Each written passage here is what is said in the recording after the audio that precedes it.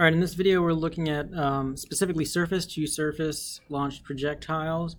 Up here, just some quick points. By surface-to-surface projectiles, we specifically mean an object that's fired from the surface and lands on the surface further down range, so it's at the same, like if it left from the ground, it landed on the ground. So it's a nicely symmetrical parabola. Important points for these guys. One, that means the initial vertical position of the projectile is equal to the final vertical position of the projectile. So y initial equals y final. From that we know that delta y for the total flight of the projectile is going to be equal to 0. If it ends up back at the same vertical position as where it was launched, delta y for the whole trip is 0. The maximum height we call capital H that the projectile reaches is the vertex of the parabola, and the time of flight to the maximum height t sub capital H is half of the total flight time since the parabola is symmetrical about the vertex. So here's just a parabola that I drew in Desmos, and there's the Nerf gun again. And we're going to annotate it with where the vectors should be and stuff so we can see what they look like, and then we're going to ask ourselves to find 4 things involving height, range, and time. We'll show how we can get that from this parabola. So let's start by annotating some of our guy here. I'm just going to say that it's launched with some initial velocity, and that's the direction that the Nerf dart is traveling. And I want to make it, I'm just kind of estimating here because we're not going to use exact numbers. So say it's like yeah, whatever that. All right, in blue. So that's representing the initial velocity. So we're assuming it's launched right at the origin, right down there. Okay. And then I'm going to put an arrow head at the top of that. And this is going to represent my true initial velocity. So VI, that's going to be how fast it comes out the barrel of the Nerf gun. All right, and then it travels up in this arc, and eventually comes back down. I've already established from our demonstrations last time and with looking at horizontally launched projectiles that we must treat the X or horizontal stuff separately from the Y or the vertical stuff. We analyze those separately. So at the right off the bat, I can go down here and I can say, well, let me draw the X and Y components of, remember components just mean parts of the vector. Here is my X component. All right, the part that goes vertical, the part that is drawn out horizontally of the initial velocity. So this is the X component of the horizontal velocity, and then I'm also going to draw the vertical component. Notice it's 90 degrees, it's perpendicular because it's parallel to the y-axis. That's how we want to set it up. There is VIY. Okay, so this is different from the horizontally launched projectile because in this case we do have a initial vertical velocity. We also have an initial horizontal velocity. Okay, so let's start off with things we know. Generally speaking about our projectiles, things we know. We'll backtrack. Okay, what are some things we know? Well, I know for all of my projectiles, the acceleration in the y direction is equal to what? G, yes. Excellent. Okay, and then the acceleration in the x direction is going to be what? Yeah, 0. It's going to have no air resistance, no rockets attached to it, no parachute, so horizontal velocity is constant. That's something else we could say, like the initial velocity in the x direction is going to be equal to the final velocity in the x direction, so we might as well just call that velocity in the x direction. Okay, what else can we say? We know specifically for our surface-to-surface launch, so I'll abbreviate that STS, those first 3 things are true for all our projectiles. But for the surface-to-surface launch, we know that our initial and final vertical positions are the same, so y initial equals y final. To make sure you see that on the graph of the trajectory, there's the initial vertical position, there's the final vertical position. They are both at 0, if I call ground level 0. Okay, if yi equals yf, our initial and final vertical positions are the same, therefore delta y for the whole flight time, beginning to end, is 0. All right, so there's some things we know about projectiles generally and also about these guys, this particular surface-to-surface launch. Some other things I can add to this so far. I know that this must have been launched at some angle. And we generally measure our launch angles from the horizontal. So this could be any angle. Let's just call it theta. All right. Now, how else can I write VIX, or initial velocity in the x direction? How else can I write that? I know I have, let me fill in this side. If I pretend like I had drawn my initial vertical velocity this way, right? This would be a right triangle, and you have your hypotenuse is the blue VI. My adjacent side is my pink VIX. So that means my VIX must be equal to VI times, now think, cosine or sine, it's adjacent to that angle in yellow. VI, yeah, cosine theta. All right, so that's something I can use to express the initial horizontal velocity. That line's going to bother me. That'll do. All right, so there's a way I can express the horizontal initial velocity. I can do the similar thing over here for my VIY. I know it's going to be VI sine theta because the green side over here is the opposite side. So I have VI times sine theta. And this is nice because I have the same angles. They're both, I'm color coding them. So now VIY has an angle in golden and an angle in golden, just like VIX. And VIY is also expressed in blue initial velocity, and VIY and VIX are also both expressed using the blue initial velocity as well. So it's a little easier to work with. Okay, so there's that. We know how we can break down our hypotenuse or resultant vector into its components. We have to be able to do that. And that's just with sine and cosine of the angle times the hypotenuse. All right, so I'm going to draw in a few other spots on the trajectory where the object will be, just to give us an idea of what the vectors look like at those different spots. So let's say every time it passes like one of those lines, and we'll do the tip top, and then it comes back down here. So notice I'm picking symmetrical points. Because without air resistance, then the velocities should also be symmetrical about the vertex. So let's think about our horizontal velocity, which we'll draw in for each of these dots. Let's see, how long was it? I don't know, about that long. If we have zero acceleration in the x direction, then our horizontal velocity is going to be the same. It's going to be the same everywhere. So that's something we can draw in as having the same value. I'm just going to do my best to make it about the same length. So all these guys have a velocity in the vertical or horizontal direction or both. Our horizontal velocity is always there, and it's always the same value because our acceleration horizontally is 0. I'm not doing the best job of making these the same length, but that's okay. I'm not too worried. We want the general picture. That guy is way too long. Gotta fix that. Get on there. Come on. Come on. That'll do. All right, these are all vectors. I need arrows. Do-do-do. Do-do-do. Do-do-do. All right, and velocity in the x direction is just constant, so I don't really care about calling these final velocities different. It's the velocity in the x direction. Always the same. Okay, what's the green gonna look like? All right, what's the green gonna look like? Remember, it's just free fall in the vertical direction. That's all we got. So what happens to the vertical lines representing the vertical velocity? As my object is traveling higher, it loses some velocity each time, right? Because gravity is pulling it downwards, so it's losing a little bit of its vertical velocity as it approaches its maximum height. So these are arrows. These are VYs. They're changing. And what's VY right up here at the maximum height it reaches at the vertex? VY is 0. Just like when you throw something straight up into the air. It's the same thing. And that's a special spot, so we might want to call that something. That's what we've been saying is the maximum height.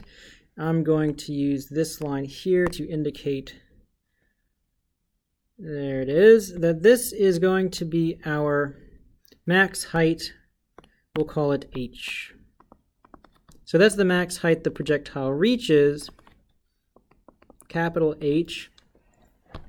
And then it starts to come back down.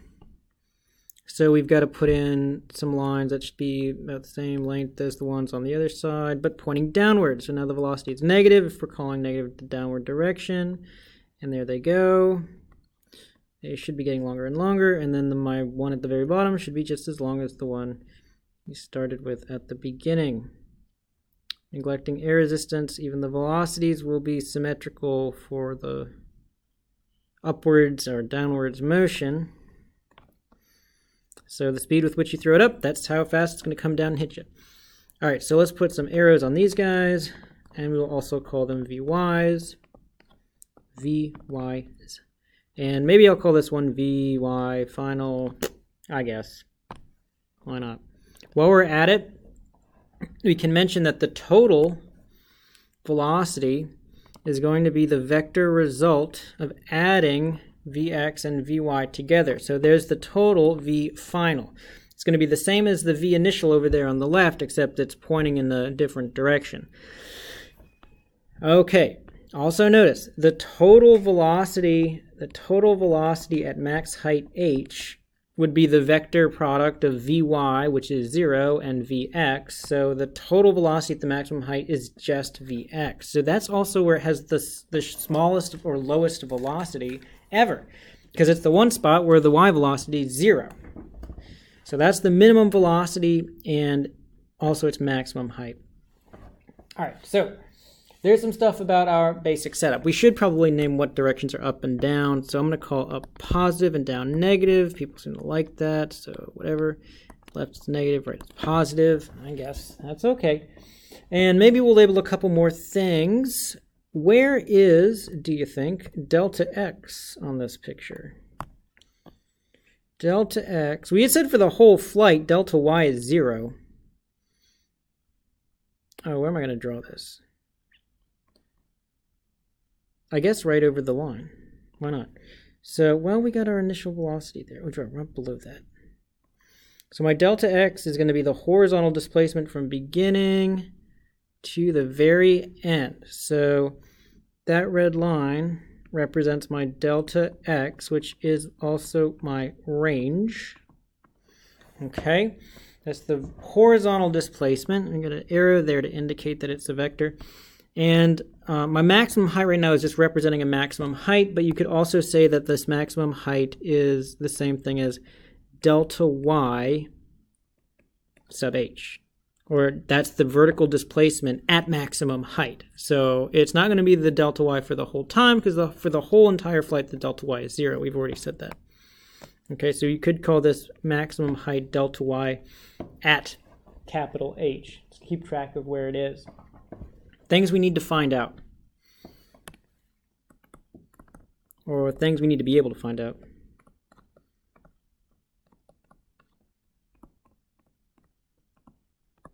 Listed some things generally that we know already on the left. So things we want to find out. We want to know how long does it take to get to the max height. So that's time to max height. And that time to max height we'll call T sub capital H. We also want to find total flight time. So the time from launch to when it impacts the ground. So we might call that, I'm going to call it T sub capital T for total, or T air, some people write for the total air time. We also need to find delta y at the maximum height.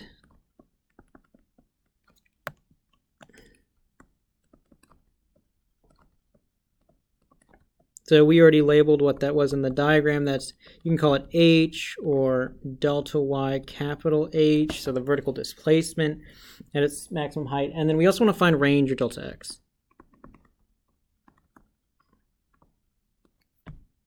Okay, so those are the 4 things we want to find out. So we'll go in order. We'll do time, halfway, and time total. I hope you can see just from the symmetrical nature of this parabola, halfway time is going to be right here, like at the maximum, not at delta x, like right at here, this is going to be time to the maximum height, and that's going to be half of the total time, which is we're calling t sub capital T. Everything in here is symmetrical about the vertex. So once we find t sub capital H, the time to the maximum height, the halfway point, we just multiply that by 2 and you get the total air time. Be careful though, because that's only true for these perfectly symmetrical parabolas of trajectories, meaning that their total delta y is 0, or they land at the same vertical position they're launched. All right, so let's go up here and find some more space, and let's find some t sub h, which is going to be time to maximum height. We got to list things we know. Acceleration in the y direction we know is little g. I know the final velocity in the y, let me call this Vy, the velocity in the y direction at the maximum height, we said what that was, check it out. It's right over there. It's just like when you throw something straight up and you have free fall conditions at maximum height, y velocity, vertical velocity is 0, so that's something we know. We know the initial velocity in the y direction can be expressed as Vi sine theta. Remember, it's over there. So it's expressing the initial velocity as a component.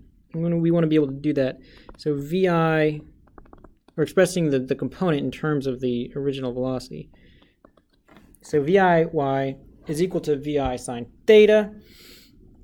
That's the initial velocity vertically. The final velocity vertically is 0 because we're going up to the maximum height. Time t sub h we don't know, delta y at h we don't know. So t sub h is question mark and delta y capital H is question mark. All right, let's go. So what do? We got to think about an equation that's going to be useful. I'm going to pull out this one, and I'm going to keep my subscripts in here because we got to be careful to keep the horizontal and vertical stuff separate. So here's final velocity equals initial minus gt. Calling down negative, that's why I have a minus in there. Simplify briefly because I know final velocity in the y direction is going to be 0. So at maximum height, this is 0. Initial velocity in the y direction is Vi sine theta minus gt. We're solving for t, right? So minus Vi sine theta, it's my initial velocity in the y direction, equals minus gt. And those negatives are going to go away. So I have Vi sine theta over little g equals t. And this is what t? The time to go where? Up here to the maximum height. So I don't want to label it just any old t. I got to be careful. This is the equation I've derived. We just made it in order to find out what time it takes to get to the maximum height. Now we can put a box around that one. So there's time to max height for surface-to-surface launch projectiles. All right, well, that was easy. Now, make a note here because we said this guy, this times 2 should be total time, right? Because it's halfway through its flight. It's right up there at the maximum height. So whatever time it takes to get up here, that should be half the total time it takes to get back down here to where it impacts the ground. So let's see if we can show that. Let's make some more room. Let's say t sub t. Oh, I need a little more space, huh? T sub t is our total time. And we're going to list again a few things that we know and figure out if it actually is double. Again, we know ay is little g. I know my initial velocity in the y direction is Vi sine theta. I know that my change in vertical position, this is for total time, right? So the change in position is going to be 0. And now I'm pretty much set to go. I don't need anything else. I just need 3 things, remember. All right, so here we go. What equation is going to be useful here? I have acceleration vertically, that's little g. I got initial velocity in the y direction. I have delta y at 0. Let's use that quadratic one. That's VIY t minus 1/2 gt squared. All right, delta y is 0. Easy. There we go. That's why it's a nice equation to use. VIY, that's Vi sine theta times t minus 1/2 gt squared. Subtract from both sides.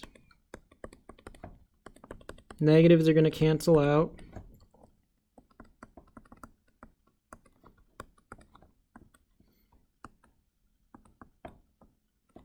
What am I solving for? Well, let's keep it like this for a second. 1/2 t squared. And then let's just cancel. I'm going to divide by t, right? So I also lose a t there, and I lose a t there. We're solving for total time. So I got to multiply by 2. And that's where the 2 comes from. Twice vi sine theta over g equals t, and that is for t total. So t, I'm going to actually write out total for this one. So go back and look at this one. Is it twice? Yep. All right. Cool. Must have done it right. So this is total flight time for surface to surface launched. All right, moving right along. What's the next thing I wanted to find? Delta y at max height. Okay, so now we want to know what is the length of this dark green line.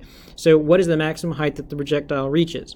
That might be useful if you want to figure out like if it's going to make it over a wall or something like that. You can quickly find its maximum height. So we're going to find delta y sub capital H. So the change in vertical position at the maximum height, or we can just say we're finding capital H. But the delta y would have to be well, they're both going to be positive.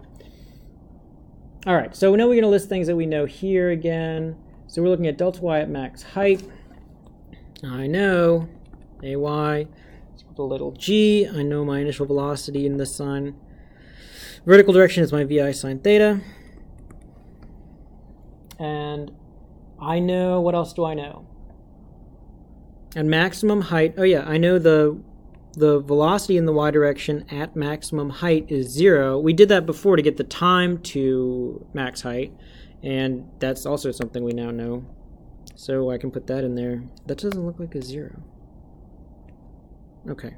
T sub h is time to maximum height, which was what? Vi sine theta over g? Yeah. Right, so that was the first time we got. That was the time to the maximum height. Initial vertical velocity over g. So vi sine theta over g. And what do we want? This guy is question mark. All right, let's go. So what are we going to use? I have like pretty much everything. What would be the least amount of work to get it? Fourth one. V final y squared equals V initial. I think this one's going to be least amount of work. We'll find out. Minus 2g delta y. Remember, my downward direction is negative, so I'm calling little g. I got to put that minus there. Otherwise, if you're calling up negative here, then your velocities, like initial, are going to be negative values. So watch your plus and minus signs. Final velocity in the y direction. That's going to be my Vy at maximum height. Initial velocity is down. Let's be clear here. Let's be clear. One more time. Like here's initial. I'm using this as the initial point. That's where we have Vi as initial velocity. And if we're looking for our solid green line here, this is where the final point is. All right. So at that point, y velocity, vertical velocity, 0. It stops for an instant. This is a reminder of what we're calling our initial and final position. So Vy final in this case is Vy at the maximum height. So that's 0.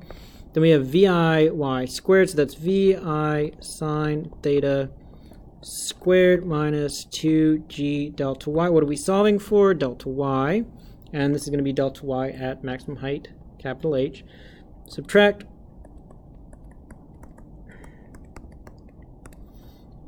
I got minus 2g delta y, so now I got to divide by, doesn't look like a triangle, minus 2g. So the minuses cancel out, and I have Vi sine theta squared over 2g equals delta y. And this is delta y to max height, capital H. So because we know the total delta y is 0, so got to be specific. This is to our maximum height. It's the only thing this equation tells us.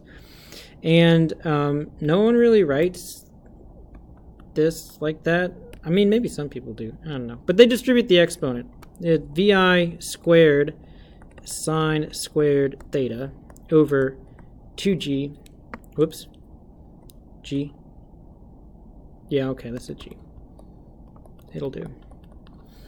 And there is, what are we calling this? Max height. Let's vertical displacement to max height. That's what this is. Or vertical displacement at max height.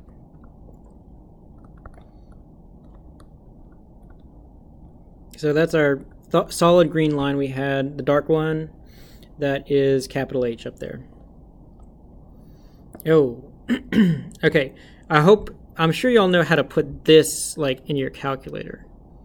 Right, it's the sine, if it's sine squared 30 degrees, right? If it were sine squared 30 degrees, if 30 degrees were our angle, and like this is going to be just the same as saying, well, sine 30 times sine 30, which would be 1/2 times 1/2, right? Which is going to be 1/4. So just make sure you put that in properly into your calculator, that you're squaring the right stuff. So you're squaring the initial velocity, and you're also squaring the sine of that angle, whatever that is, square it, and then multiply by the rest of the stuff up top. Okay, did we have, yeah, we had one more thing. What else? Range? Yeah, delta x or range, the most fun. All right, good to be able to predict the range of your projectiles. So we'll come over here. We'll say delta x or range is next. What do we know? Well, acceleration in the x direction, 0. That's nice. What else do we know? Oh, we know the total range is going to take the total time, right? If my solid red, dark red line is the total range, then to get over here, we know how much time that's going to take. That's the total flight time. Not the halfway point time, total flight time. So t total is, well, what was it? I remember the halfway one was vi sine theta over g. So total time is twice that. Yeah, that's right. And then we'll make that look a better 2. That's a worse 2. Whatever. Delta x is unknown. And what is velocity in the x direction? It is vi, not sine, cosine theta. Anything else? Acceleration, initial and final velocity is the same, so this is all the stuff I can list anyway, and we got plenty of stuff. Now this one's real simple because setting it up is simple because it's always just going to be velocity in the x direction times time. But I'll write out the whole kinematic equation, plus 1/2 ax t squared. Be careful, they'll say like g goes in here. No, it doesn't. This is horizontal. Gravity's not pulling you sideways. So make sure if there are x's in here, you should be using subscripts. Don't you ever throw little g into this horizontal analysis of the projectile. Little g only belongs with the vertical stuff. All right, what do we know? Delta x is what we want to know. Vx is the velocity in the x direction. That's vi cosine theta. T is t total. I'm going to just write out total airtime. Plus, well, acceleration is 0 in the x direction, so this whole term is 0. So we got nothing new to put in there. Delta x is vi cosine theta times, what's total time? Twice vi sine theta over g. Okay, don't freak out. We can clean it up. I've got a vi and a vi, so that's a vi squared. So let's write that out first. Vi squared. And then I have a 2, so times 2. And then I have sine. I like to write it in the order of sine and then cosine. I don't know why. And then over g. Bad line. Over, that's better, g. Vi squared times 2 times sine theta times cosine theta over g. Is that right? I mean, that's kind of messy looking. You're not going to find it in a textbook like that, but that'll work. That'll get you the range for a surface-to-surface launch. Now, focus your attention to this guy. Yep, that's a trig identity, isn't it? Yes, it is. What's it equal to? Yep, sine of twice the launch angle. Well, that'll make it look better. Let's do that. Delta x equals vi squared sine twice theta. So that's the sine of 2 times whatever the angle is. So if we launched it at 30 degrees, you'd be putting in sine of 2 times 30. So it'd be the sine of 60 degrees. All right, so you're multiplying the angle by 2 and then finding the sine of that new angle over g. All right, so this one's neat. This is range or delta x. This one actually tells you, in theory, what angle you should launch a projectile at such that you get the greatest range. I won't tell you what that angle is. You might have an intuitive understanding of what it should be, but all you got to do is look at this expression, sine twice theta, and you ask, what is the max value sine of an angle can have? And then you say, what value of theta will give me that? So there's a theta that goes in there. That's your launch angle. And figure out which launch angle will give you the maximum value for sine of this function we have. What's going to give you the maximum value? What angle? Because the maximum value upstairs for sine is going to give you the maximum value for this entire fraction. So from that equation, you can determine what angle is optimum for sending, or optimal, for sending a projectile the longest distance, or the furthest down range.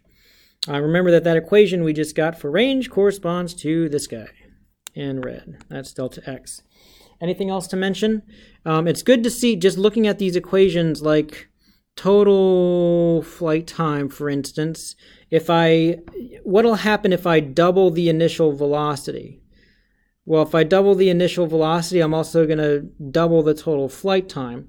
What happens if we were to increase the gravitational field strength and take it to Jupiter? Little g is going to get bigger, and that's going to make the total flight time lower. Or if we took our setups to the moon, where little g is smaller, it's 1/6 Earth's gravitational acceleration, total flight time for our projectiles will go up. What's another one we could look at? The maximum height it reaches.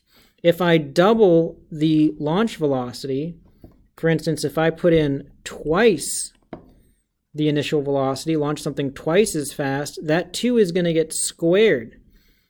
Right? Here's a 2, and it's getting squared, so I'm going to end up with 4 times the maximum height. That's something important that these equations can just tell you about what happens if you double or triple a launch speed or something like that. So doubling the launch velocity doubles the total time it takes. Doubling it also quadruples the maximum height that it's going to reach, because we've got a squared factor in there. What about range? Yeah, look at that one. If I double the launch velocity, is it going to double the total range? Think about it. I think that's all for this video. Next videos we'll have some solutions to maybe some vector problems, the horizontal launch problems, and then, I don't know, we got to do non-surface to surface launch video. So that's going to be like if we have something like this and we launch it at an angle, how do we figure stuff out then? It's launched at some angle with some velocity, but the initial vertical and the final vertical positions are not the same. Okay, so they're the 4 main projectile equations for surface-to-surface launch. Make sure you remember that there are certain things that are true for surface-to-surface launch, like we had over here, things we know. Like this guy is true for surface-to-surface launch, but not for horizontally launched projectile, for instance. This other stuff above, these 3 are true for all of our projectiles. Okay? All right, hope that's useful. See ya.